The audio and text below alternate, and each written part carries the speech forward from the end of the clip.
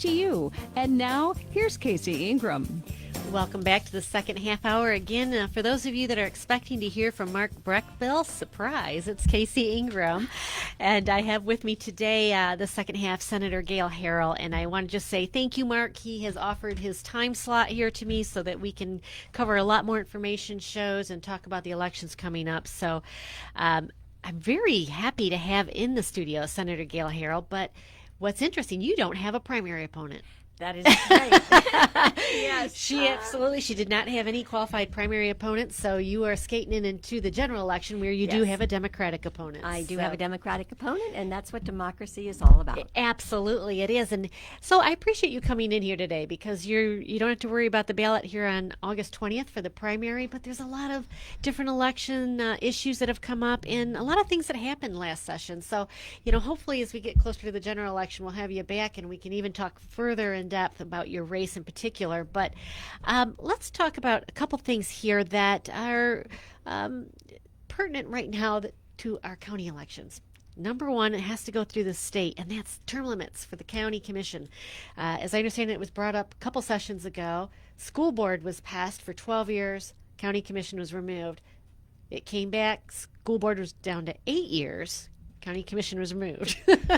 So what's going on there? Are we going to see term limits for county commission? Or I think we might. We have term limits in the state of Florida for legislators, and we have 8 years, but you can be reelected after you're out 2 years. So, it gives the voters an opportunity to make some decisions, and if they want you back, you can run again. And I have really no problem with term limits. I think 8 years is not enough. I would highly suggest 12 years because it takes, at least at the legislative level, it takes quite a few years to learn the ropes. And I think 12 years would be fine. You could do 3 Senate terms or 6 House terms. And that way you have a little bit more learning curve to deal with and time to adjust. And it also then would prevent some of the early leadership fights that go on. So that's a good point. But I'm very in favor of term limits. And I agree with you, by the way. A lot of candidates have come through and elected officials that have been in a while. It's like, boy, that first term, it's like drinking from a fire hose. We're learning so much. The second term, we're actually looking at projects we can get completed. And the third one, hopefully they get those done. So 12 years, that would be my number as well. I know our presidential races are 8 years, 2 terms, but 12 seems fair to me. The other issue that is very heated right now is the loophole for the write-in candidates that close races. So before Roderick came in, the previous guest, I said, I'm supportive of a closed primary race when there's a Democrat or a challenger that actually has skin in the game, but there's a write-in. All they have to do is fill out paperwork and that's it, and it closes the race. That's a mixed bag. I absolutely see the danger in that, and it closes the race.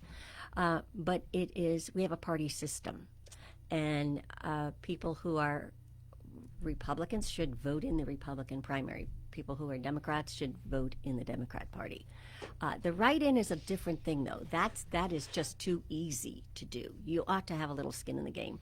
So I'm kind of on the fence on that one. I'm kind of looking to see how you could change that without really changing party structure, because I firmly believe in a 2-party system. And you, as a Republican or a Democrat, you want to elect your nominee. But write-ins complicate things. So I don't know what the proposals are out there. We're eliminating write-ins or not.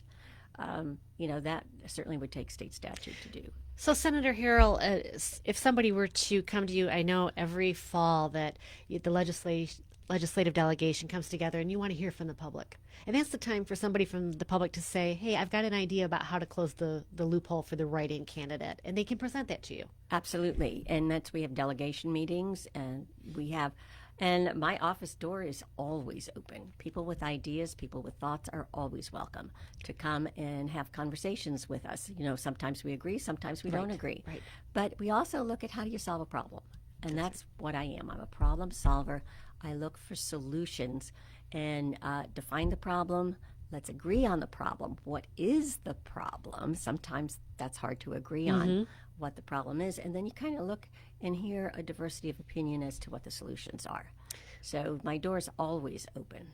And, you know, sometimes decisions have unintended consequences. And for me, again, I support a closed primary when it is the two-party system. I don't want the Democratic Party coming in and kind of sabotaging the Republican primary or vice versa. So that's what it's there for. So we'll move on. But that's a great thing, folks. If you have an idea on how to fix this problem in this loophole, present it to Senator Harrell and also Representative Overdorf and Snyder. One more question I had come in was about Senate Bill 774. It was the Form 6. I think it was actually 2 sessions ago. Yes. About disclosures for council members and town council members. And some of the smaller towns and councils around the state said, hey, you know, you're lucky to get a candidate to run, and we're running on a gratuity for their salary, so they don't really want to have to share all of their finances. So what is your opinion on that? Can that be tweaked a little bit, or is it going to stay? Yes, that can certainly be tweaked. In fact, I've worked with the League of Cities on that issue exactly. And in fact, I was ready to offer some legislation, and they asked me to hold off till we saw the impact. And I think they'll be coming back this next year to really look at that. For me, the solution would be, and I'm open again to further ideas, but to me, if you are a small town, I mean, basically a homeowners association, right, which we do have. We do have. And if you're not getting paid, I understand why perhaps that should just, you do the regular Form 1, I think it is. However, when you are in charge of significant sums of money and you are contracting, and we have had county commissioners in Palm Beach County wear orange suits for, how they handled contracts and how inside information helped them to profit from their political office. That's wrong. And even if you're not getting paid, that's wrong. So there's a side of disclosure and transparency that pushes me towards full disclosure. Even if you're not getting paid, if it is more than a certain population. If your town is so tiny, it's essentially a homeowners association, that's a different story. And I'm very happy to work with the League of Cities on how we tweak that so that really those very small communities, that is not an issue, that they can just do the Form 1. So clearly, folks, this is one of those issues that is not cut and dry. It's not black and white by any means. And you're bringing up some excellent points. Even if you're not paid, your brother could own a construction company that you're handing, hopefully all the construction projects over to. Those things are what you're trying to make sure is transparent. Yes, it's called transparency, and it's really knowing who is profiting from what. And even though you might not get paid, if you're handling significant amounts of money and there's contracting, and, are you doing the appropriate RFPs, and who's getting, you have to, when you are handling the public's money, it's not your money. Right. And you have a responsibility, and people have the right to know exactly what you're doing, and if you're having, making undue profit from it. Right. So. Right. All right. A lot of things happened in the legislative session this year. Great things with the budget and education. I'm going to let you pick some of those issues that you're most proud of, because I did want to have some updates here as well. Yes. So I'll let you start out. I can tell you this is about the most exciting legislative session when it comes to healthcare and human services. And that's kind of been my niche forever. Having been a healthcare professional for many, many years, run a very large OBGYN practice, owned a mammogram center, and really have been involved in healthcare. And I have never had a session where there's been so much really good legislation and change in Florida, and really focusing on workforce in the healthcare arena. And we have 1,000 people a day moving to the state of Florida. They're not bringing their doctors with them. Right. They're not bringing their nurses with them. They're dentists. They're therapists. We have got to build our professional workforce in the healthcare arena. And that was a major concentration this year. And we had several bills. Live Healthy was the big title of all these bills, and we put over $1 billion into what we are doing, a whole variety of things, mostly dealing with increasing residency slots in Florida, because where a physician does his residency is much more likely he or she will practice in that state, in that community. Makes sense. So we have expanded residency slots. We put huge resources into that. We face a mental health crisis in the state, and the substance abuse issues are so significant with the numbers of deaths we're having from overdoses and the fentanyl crisis and everything else. We have put huge resources into that through the settlement that we got on the opioid settlement, but also we're taking a different turn. We're saying we are starting a system of mental health residencies, mental health teaching hospitals. So we're building our own workforce. And I think there's only one other state that's even approaching what we are going to be doing. Now, it's going to take us 4 or 5 years. We're going to build some mental health hospitals, teaching hospitals. And so we are really developing our own workforce for psychiatrists, psychologists, therapists, addiction specialists, and really moving in that direction of opening up a whole new arena of medical and psychiatric and therapeutic education for the state of Florida. That's really interesting, Senator Harrell, because it does seem like, especially with the open borders, the fentanyl, the drugs, have just increased dramatically through the area. And then the mental health issues are large. And you bring that up, and it's something that I'm seeing actually it's happening now. They're talking about there was a law passed where the homeless can't stay in a public area anymore. What do we do? What do we do with the homeless now? And part of that is that a lot of them have mental health issues. So it's a big problem. It's a big problem, and we have got to address that. And we have to have the workforce to address it. As far as that bill goes,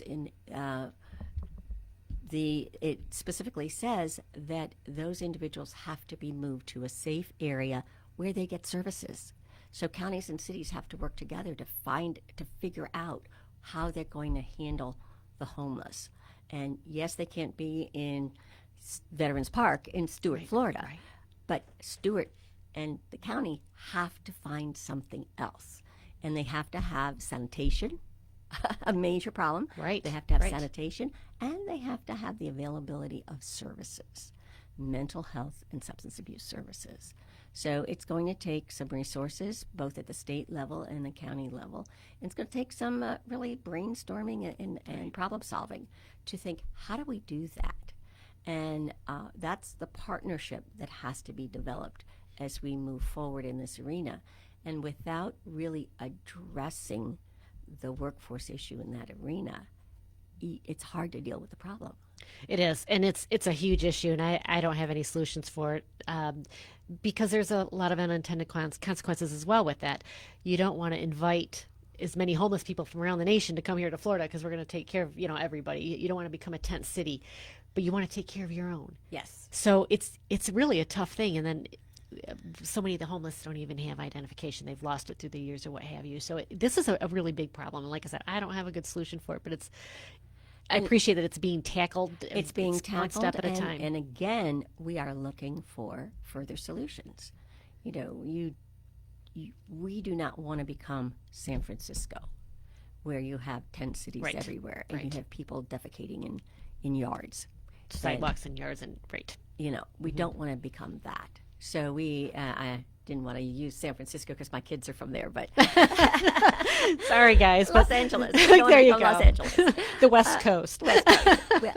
But it is a problem. Yes, it is. It is a problem. It is. It's something you're working through, and I appreciate that, and I understand there's no easy solution.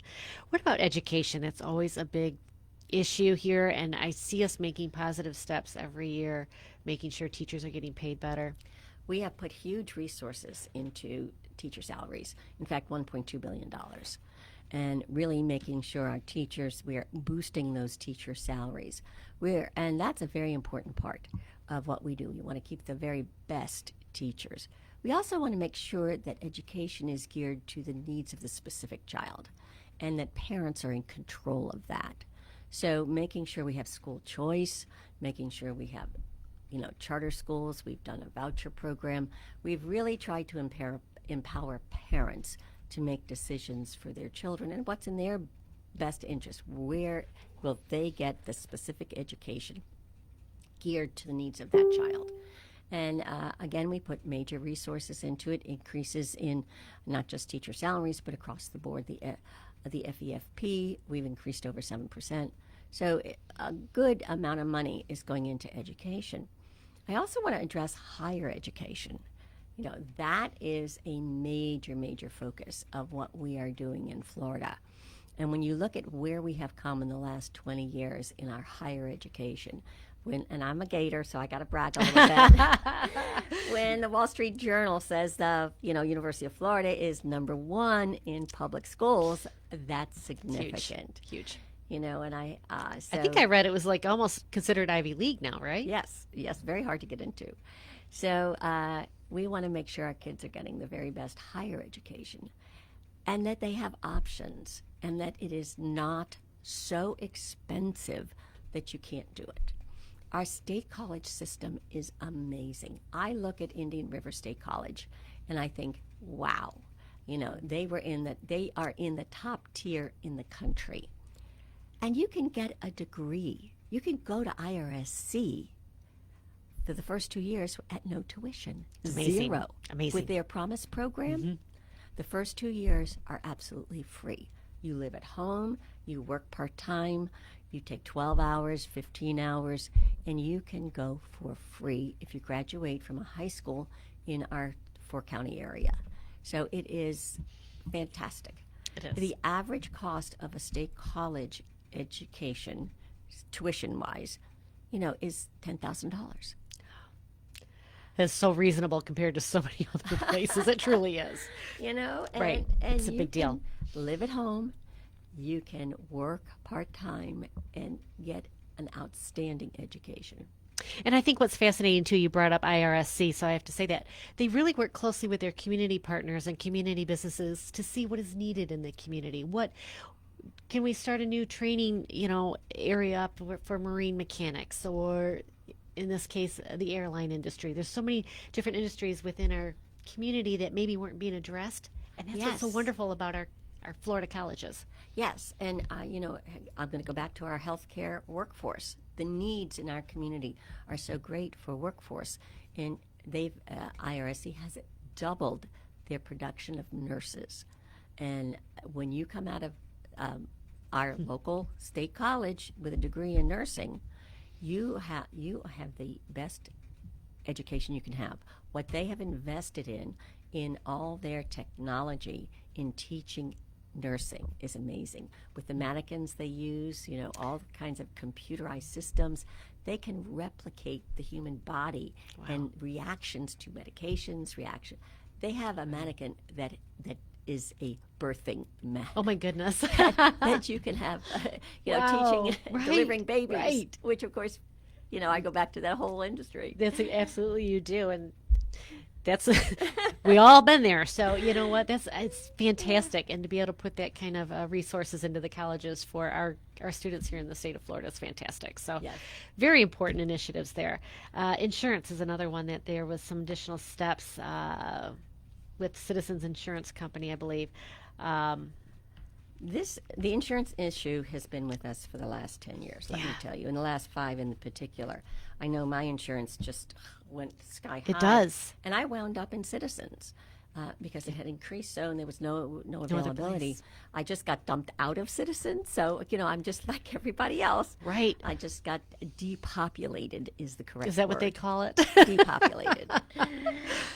So, I certainly know the issue very, very well from a very personal point of view. But we have taken, over the last 3 to 4 years, major, major steps. And we're starting to see some impact. Of course, we live in Hurricane Alley. We sure do. Ian created major, major issues on the West Coast, and we're still recuperating from that. But I was just over in Naples 2 weeks ago, and I have to say that they have done an amazing job, as has Fort Myers, in recuperating. But we're starting to see some impact. We had so much fraud in the system, and my neighbors had personal experience where somebody came to their door and tried to say, I'll get you a new roof and make your insurance company pay for it. Yep. It's still going on, and sure. It's still going on. We've also looked at the lawsuit problem. When you have 76% of lawsuits take place in Florida, in the insurance world, in the country, 76%, folks. That's a really big number. In lawsuits. But we're also, this year, we passed some major legislation dealing with holding insurance companies' feet to the fire as well. They can't cancel you while you're negotiating a settlement. They have to keep you on at your. We've also made them very aware that they need to come to the table. They need to make sure that when there's a damage, that they're paying the appropriate amount. So we really put some meat on those bones when it comes to holding the insurance companies accountable. But the best thing we're doing is the My Safe Florida Home. And we put $200 million into that this year. We did $200 million last year. This is a program whereby if you need to harden your home, and the best thing you can do is harden your home, whether it is shutters, whether it is hurricane windows, a new roof, we will help you do that. You can get up to a $10,000 grant. It's a 50-50. You got to put 10 in, we'll put 10 in. Okay. And we will help you harden your home. And that will make a huge difference. When we look at what happened over on the West Coast with Ian, on, I think it was Sanibel Island or Pine Island, I can't remember which, those homes that were built to the new code that we changed, I want to say in 2010 or 12, when it went into effect, those homes survived and did well. The homes built in the 80s, 70s, gone. Yeah. Totally gone. So we need to harden our homes. And the state of Florida is putting resources in, and we're prioritizing seniors and also low income. Okay. There's an income requirement, and we're prioritizing seniors as well. Do you see this fund being replenished every year? I see it being replenished on a pretty regular basis. Okay. And hopefully, this year we did $200 million. Right. It could be more next year. Right. I think it all depends on how the budget goes, and our economy is strong. So I would anticipate we will continue to do that. As expensive as windows and roofs are, I imagine those funds get claimed quickly. So we had a wait list. Yes. I would encourage everybody. You get a free inspection. Okay. If you sign up and you meet the requirements, you get a free inspection. Okay. And we had people on the wait list, so we filled in the back wait list, and now we put another $200 million in. That's fantastic. So. Fantastic. There was an interesting bill. I'm wondering how it's rolled out to police it, and that is the social media bill to keep children under 16. They can't use certain apps. Yes. How on earth is that being policed? That's up to parents, and they can sue. They have the ability to sue, and the Attorney General will be there, and they can do work through the Attorney General's office to sue these companies. Okay. When you look at what is happening on social media and the trafficking that is happening, and the things that are happening out there, it is unbelievable. And the influence that this has on that young person's mind is unbelievable. And when you look at our mental health issues, and especially with young girls, and that the numbers of suicides we're seeing among young teenage girls, and so much of it is driven by social media, what's happening on that cell phone.